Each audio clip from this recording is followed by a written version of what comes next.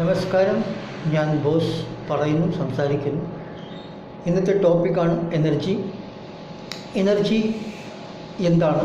എനർജിയെ പറ്റി രണ്ട് വാക്ക് പറയാൻ ആഗ്രഹിക്കുന്നു. What is energy? എനർജി എന്താണ്? എനർജി എന്ന് വെച്ചാൽ ഊർജം, ശക്തി. ഊർജം, ശക്തി ഒരുപാട് ടൈപ്പുണ്ട്. എക്സാമ്പിൾ വിൻഡ് എനർജി, കാറ്റിൽ നിന്ന് വരുന്ന ശക്തി.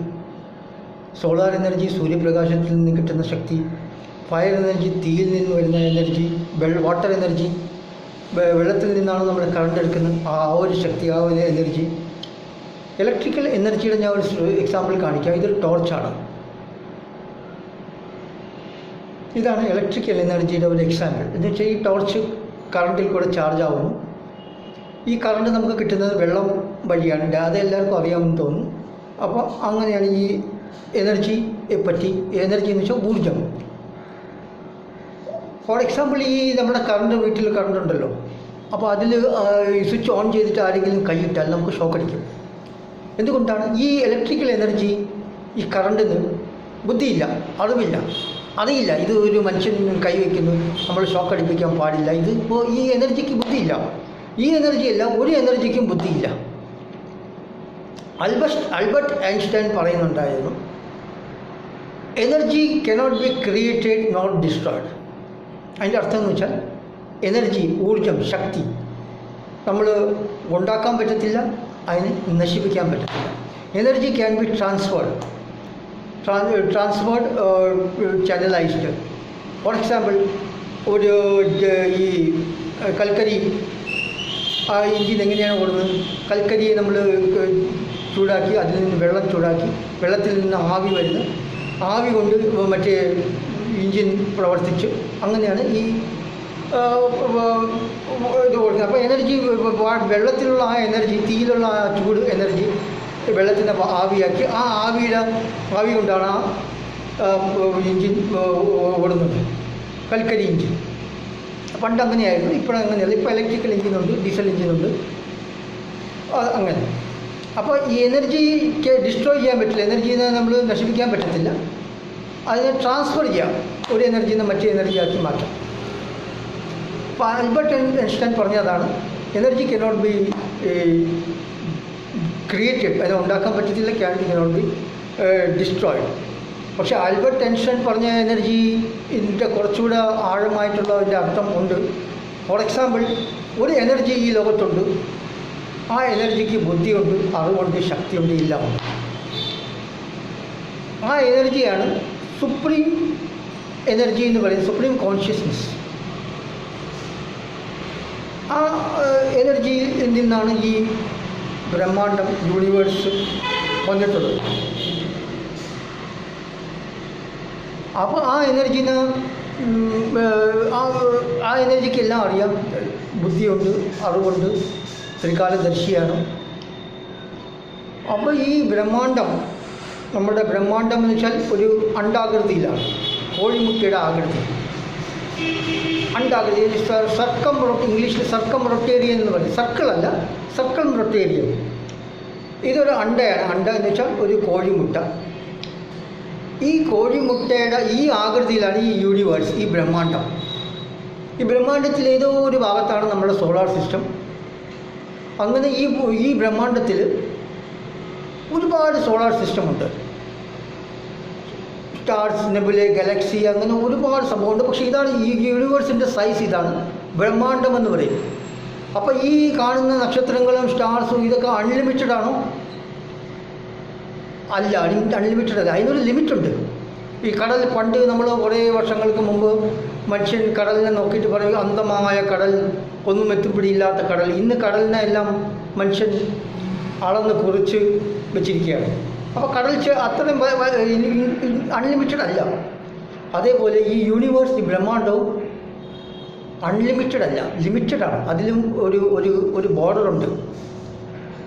അപ്പോൾ ഇതാണ് ഞാൻ ബ്രഹ്മാണ്ടത്തിൻ്റെ ഒരു ആകൃതി കാണിച്ചത്, അണ്ടാകൃതി. ഈ ആകൃതിയിലാണ് സർക്കം റൊട്ടേറിയൻ, എലിപ്റ്റിക്കൽ ഷേപ്പ്. അടുത്തത് ഈ എനർജി, ഈ ശക്തി, നമുക്ക് അതിന് ബുദ്ധി ഉണ്ട്, അറിവുണ്ട്, നോളജുണ്ട്, എല്ലാം ഉണ്ട്. ആ ശക്തിയാണ് മനുഷ്യൻ ബ്രഹ്മാവെന്ന് പറയുന്നത്, ചിലർ ദൈവം എന്ന് പറയുന്നത്, യഹോവ, അങ്ങനെ പല പേരിട്ട് വിളിക്കുന്നുണ്ട്. പക്ഷേ ആ എനർജിയിൽ നിന്നാണ് ഈ ബ്രഹ്മാണ്ടം ഉണ്ടായിട്ടുള്ളത്. അപ്പോൾ ഈ എനർജി, ഈ ബ്രഹ്മാവ് എന്ന് പറഞ്ഞ ഈ ഒരു എനർജി, ഈ ശക്തി, ഇതിന് രണ്ട് വശമുണ്ട്. ശക്തിയാത്മകം ബ്രഹ്മ എന്നാണ് ഋഗ്വേദത്തിൽ പറയുന്നത്. ശിവൻ ആൻഡ് ശക്തി. ശിവൻ എന്ന് വെച്ചാൽ മറ്റേ ശിവനല്ല, പരമശിവനല്ല. ശിവൻ എന്ന് വെച്ചാൽ കോൺഷ്യസ്, അറിവുള്ള കോൺഷ്യസ്. ശക്തി എന്ന് വെച്ചാൽ ഊർജം, പ്രകൃതി എന്ന് പറയും. പ്രകൃതിനെ ശക്തി എന്നാണ് പറയുന്നത്. ഈ പ്രകൃതിന് 3 ഗുണങ്ങളുണ്ട്. സത്വിക്, രജസിക്, തമസിക്, ഇങ്ങനെ 3 ഗുണങ്ങളുണ്ട്. അപ്പോൾ ഈ ശിവശക്തിയാത്മക ബ്രഹ്മ, ഈ ശിവനും ശക്തിയും ചേരുമ്പോഴാണ് ബ്രഹ്മ ആവുന്നത്. എന്ന് വെച്ചാൽ consciousness and Shakti, that is ഇത് രണ്ടും കൂടെ ചേരുമ്പോഴാണ് ഒരു ബ്രഹ്മ എന്ന് പറഞ്ഞത് ഇതാവുന്നത്. ഫോർ എക്സാമ്പിൾ, ഈ ഒരു കോയിനാണ്. ഈ കോയിന് 2 വശമുണ്ട്, ഹെഡ്സ് ആൻഡ് ടെയിൽസ്. അപ്പോൾ ഈ ഹെഡ്സ് ആൻഡ് ടെയിൽസ്, ഇതിൽ 2 വശം എന്ന് വെച്ചാൽ ഒരു വശം ശിവ കോൺഷ്യസ്നസ്, മറുവശം പ്രകൃതി ശക്തി. പ്രകൃതി ശക്തി രണ്ടും ഒന്നാണ്. അപ്പോൾ ഈ 2 എണ്ണം ഉണ്ടെങ്കിലേ ഇത് കോയിൻ എന്ന് പറയൂ, അല്ലെങ്കിൽ ഇത് കോയിനല്ല. അതേപോലെ ഈ ബ്രഹ്മാവിന് രണ്ടും ചേർന്നതാണ് ബ്രഹ്മാവെന്ന് പറയുന്നത്, ശിവൻ ആൻഡ് ശക്തി. അപ്പോൾ ഈ ബ്രഹ്മാവ് ഈ യൂണിവേഴ്സിൽ ഈ ബ്രഹ്മാണ്ടം നമ്മുടെ ഉണ്ടാകുന്നതിനേക്കാൾ മുമ്പ്, യൂണിവേഴ്സ് ഉണ്ടാകുന്നതിനേക്കാൾ മുമ്പ് ഈ പ്രപഞ്ചത്തിൽ, പ്രപഞ്ചത്തിൽ എന്ന് വെച്ചാൽ ഈ ലോകത്തിൽ ഒറ്റയ്ക്കായിരുന്നു. അപ്പോൾ ഈ ബ്രഹ്മാവ് ഇത്രയും അറിവുണ്ട്, ഇത്രയും ശക്തിയുണ്ട്, ഇത്രയും എല്ലാം പവർഫുള്ളാണ്. പക്ഷേ അത് ഇത്രയും പവർഫുള്ളാണെന്ന് അത് അറിയാനായിട്ട് വേറെ ആരുമില്ലായിരുന്നു. പിന്നെ ബ്രഹ്മാവ് ഒറ്റയ്ക്കായതുകൊണ്ട് ഒറ്റയ്ക്ക് പുള്ളിക്ക് ബോറടിച്ചു. ഇപ്പോൾ ഫോർ എക്സാമ്പിൾ, നിങ്ങൾ ആരെങ്കിലും ഒറ്റയ്ക്ക് ഒരു റൂമിലിട്ട് പൂട്ടിയെന്ന് വെച്ചോ, അല്ലെങ്കിൽ നിങ്ങൾ ഒരു റൂമിൽ ഒറ്റയ്ക്ക് ഇരിക്കുകയാണ്. ഒരു ദിവസം, 2 ദിവസം, 3 ദിവസം, 4 ദിവസമൊക്കെ അങ്ങനെ ഭക്ഷണമൊക്കെ നിങ്ങൾക്ക് കിട്ടിക്കൊണ്ടിരിക്കും. അങ്ങനെ ആകുമ്പോഴത്തേക്കും നിങ്ങൾക്ക് ഭ്രാന്തെടുക്കും. നിങ്ങൾക്ക് ഒറ്റയ്ക്ക് ഭയങ്കര ഒരു വിമിഷ്ടവും ബോറടിയും, ആകെ ഒരു വെപ്ലാവും, ആകെ പ്രോബ്ലം. അതേപോലെ ഈ ബ്രഹ്മം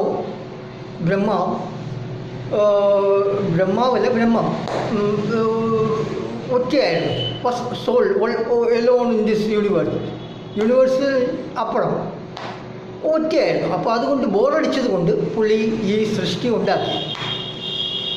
ഉണ്ടാക്കി. അപ്പോൾ ജനങ്ങൾ ബ്രഹ്മാവ് ആരാണെന്ന് അറിയുന്നു, ബ്രഹ്മാവിനെ അറിയാൻ ശ്രമിക്കുന്നു, ബ്രഹ്മാവിനെ സ്നേഹിക്കുന്നു, അങ്ങനെ ബ്രഹ്മാവിനെ ഭജിക്കുന്നു, ബ്രഹ്മാവിനെ പൂജിക്കുന്നു.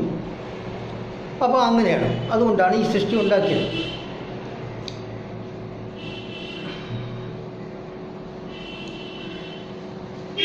ഈ സൃഷ്ടി ഉണ്ടാക്കുന്നതിനേക്കാൾ മുമ്പ് ഈ supreme consciousness 2 ഗുണങ്ങളുണ്ടല്ലോ.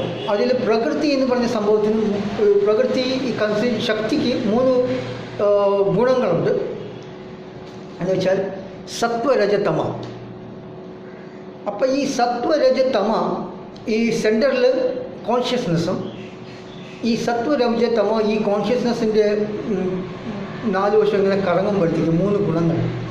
For example, according two science, ഏതെങ്കിലും ഒരു ബിന്ദുവിൽ 3 പവർ ഇങ്ങനെ ചുറ്റുമ്പോഴത്തേക്കും അതൊരു ട്രയാങ്കിളായി മാറും. ത്രികോണം. അപ്പോൾ ഈ 3 ശക്തി, സത്വരജതമ, ഈ ബ്രഹ്മാണ്ടത്തിൽ എല്ലായിടത്തും ഉണ്ട്. നമ്മൾ കഴിക്കുന്ന ഭക്ഷണത്തിൽ സത്വിക് ആഹാരം, തമസിക് ആഹാരം, രാജസിക് ആഹാരം, അങ്ങനെയുണ്ട്. പാല്, തൈരൊക്കെ സത്വിക് ആഹാരമാണ്. അത് കഴിഞ്ഞിട്ട് നമ്മളുടെ ചായ, കോഫി എല്ലാം രാജസിക് ആഹാരമാണ്. പിന്നെ ഇറച്ചി, മീൻ, മുട്ട ഇതെല്ലാം താമസിക ആഹാരമാണ്. ഈ വെളുത്തുള്ളി, ഉള്ളി ഇതെല്ലാം താമസിക ആഹാരം. അങ്ങനെ ഭക്ഷണത്തിൽ തന്നെ രജസിക്, തമസിക്, സത്വിക്, അങ്ങനെ 3 ഗുണങ്ങളുണ്ട്. അതേപോലെ ഈ ബ്രഹ്മാണ്ടത്തിൽ എല്ലാത്തിലും 3 ഗുണങ്ങളുണ്ട്. അപ്പോൾ ഈ 3 ഗുണങ്ങൾ സെൻട്രൽ ഈ സുപ്രീം കോൺഷ്യസ്നെസ്, അത് കഴിഞ്ഞിട്ട് ഈ പ്രകൃതിയുടെ 3 ഈ ഗുണങ്ങൾ ഇങ്ങനെ കറങ്ങാൻ തുടങ്ങി. അത് കറങ്ങി വന്നപ്പോഴത്തേക്കും അത് 3 ഫോഴ്സ് ആയതുകൊണ്ട് ട്രയാങ്കിളായി മാറി. അപ്പോൾ ഏതെങ്കിലും ഒരു ട്രയാങ്കിളിൽ നിന്ന് ഈ എനർജി പുറത്തു വരുന്നു. എനർജി പുറത്ത് വരുമ്പോഴത്തേക്കും ആ പോയിന്റിനെയാണ് മഹത്തത്വം എന്ന് പറയുന്നത്. അവിടെ നിന്നാണ് ദൈവത്തിൻ്റെ മനസ്സിൻ്റെ ഉത്പത്തി തുടങ്ങുന്നത്. നമ്മുടെ മനുഷ്യനൊരു മനസ്സുണ്ടല്ലോ, അതേപോലെ ദൈവത്തിന് ഒരു മനസ്സുണ്ട്. ആ മനസ്സ് അതിന് കോസ്മിക് മൈൻഡ് എന്ന് പറയും. ദൈവത്തിൻ്റെ മനസ്സ് കോസ്മിക് മൈൻഡ്. അപ്പോൾ ആ ഒരു ട്രയാങ്കിളിൻ്റെ ഒരു വാലിൽ നിന്ന്, ഒരു കോർട്ടെക്സിൽ നിന്ന് ഈ ശക്തി ഊർജം വെളിയിൽ വരുന്നു.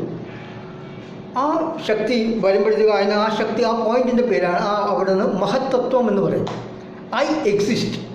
അപ്പോൾ ആ പോയിന്റിൽ നിന്ന് അവിടെ നിന്ന് എനർജി വെളിയിൽ വരുമ്പോഴത്തേക്കും ആ എനർജിക്ക് ഞാൻ ഉണ്ട് എന്നുള്ളൊരു ഭാവം, ഐന് ഉള്ളൊരു ഭാവം വരുന്നത്.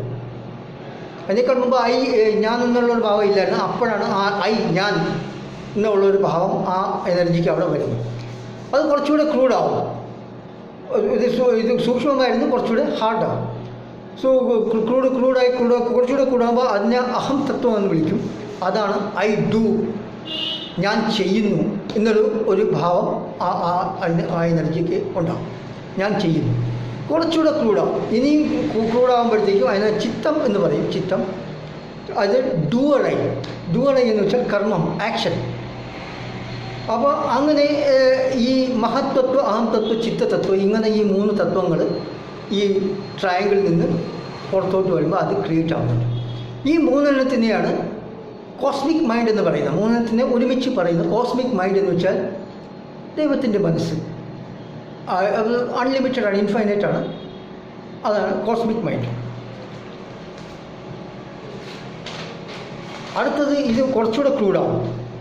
എന്ന് വെച്ചാൽ ഇത് ഹാർഡായിരുന്നു, കുറച്ചുകൂടെ ഹാർഡായി വരുമ്പോഴത്തേക്കും 5 ഫണ്ടമെൻ്റൽ ഫാക്ടേഴ്സ് ക്രിയേറ്റ് ആവും. 5 ഫണ്ടമെൻ്റൽ ഫാക്ടേഴ്സ് എന്ന് വെച്ചാൽ 5 തത്വങ്ങൾ. 5 തത്വങ്ങൾ ഏതാണ്? ആകാശതത്വം. അത് തത്വം ക്രിയേറ്റ് ആയി അത് കുറച്ചുകൂടെ ക്രൂഡായി കഴിഞ്ഞിട്ട് അത് വായുതത്വം ആവും.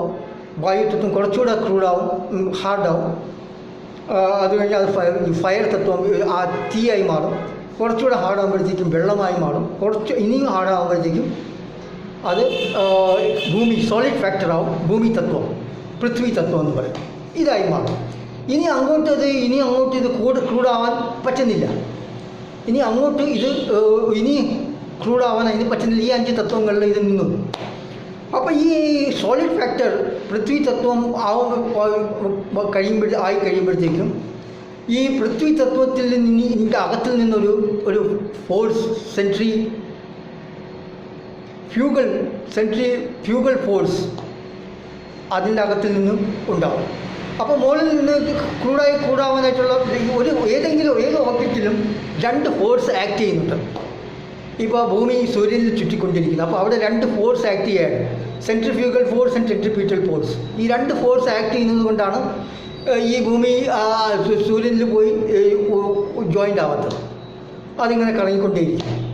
അപ്പോൾ അതേപോലെ ഈ സോളിഡ് ഫാക്ടറിൽ 2 ഫോഴ്സ് ആക്ട് ചെയ്യും. പുറത്തിൽ നിന്ന് സെൻട്രിഫ്യൂഗൽ ഫോഴ്സും അകത്തിൽ നിന്ന് സെൻട്രിപീറ്റൽ ഫോഴ്സും. ഈ 2 ഫോഴ്സും ഇങ്ങനെ ആക്ട് ചെയ്യുമ്പോഴത്തേക്കും ഇതിൽ നിന്ന് ഏത് ഫോഴ്സാണ് വിജയിക്കുന്നത്, കൂടുതൽ പവർ, അതിനെയാണ് വിജയം ഉണ്ടാകുന്നത്. ഫോർ എക്സാമ്പിൾ, വെളിയിൽ നിന്ന് വരുന്ന എക്സ്റ്റേണൽ ഫോഴ്സ് കൂടുതലാണെങ്കിൽ ഈ സോളിഡ് ഫാക്ടർ, പൃഥ്വി തത്വം വീണ്ടും 5 തത്വത്തിലോട്ട് ലയിച്ച് മാറും. പക്ഷേ ഈ സോളിഡ് ഫാക്ടറിൻ്റെ അകത്തുള്ള ശക്തി കൂടുതലാണെങ്കിൽ ഇത് ഒരു 1 സെൽഡ് ലൈഫായി മാറും. That is amoeba. Amoeba is the first life എന്ന് പറയുന്നുണ്ട്. ഈ ഭൂമിയിലല്ല, ഈ ബ്രഹ്മാണ്ടത്തിലെ ഫസ്റ്റ് ജീവൻ, 1 സെൽ, ഒരു സെല്ലുള്ള ഒരു ജീവിയാണ് അമീബ. അപ്പോൾ